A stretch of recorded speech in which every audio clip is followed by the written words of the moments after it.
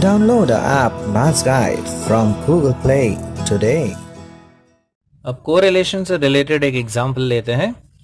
Question है coefficient of correlation between x and y is 0.3।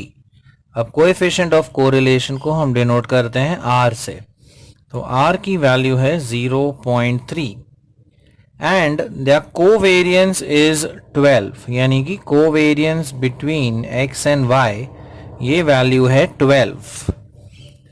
आगे दिया गया the variance of x is 9, find the standard deviation of y।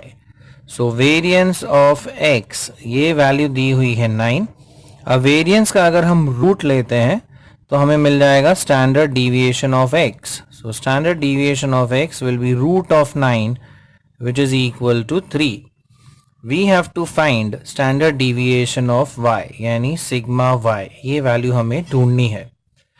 अब यहाँ पर हम कोरिलेशन का फॉर्मूला जो यूज करेंगे वो है R is equal to covariance of X Y upon standard deviation of x into standard deviation of y।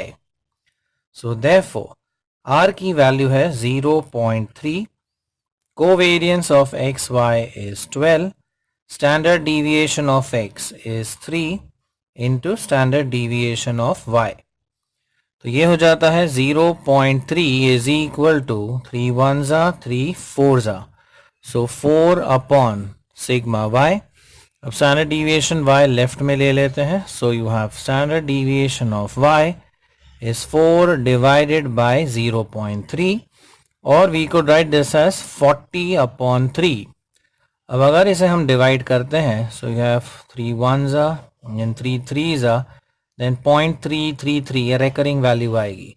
So standard deviation of y is 13.33। So r is given, covariance is given, variance of x दिया है, उसमें से हम standard deviation of x ढूंढ लेते हैं and then हमें ढूंढना है standard deviation of y। Use the formula r is equal to covariance between x y upon standard deviation into standard deviation of y, standard deviation of x into standard deviation of y। ये value substitute कीजिए and you get standard deviation of y as 13.33। Like it, share it, and subscribe to our channel for more such interesting videos. Thank you.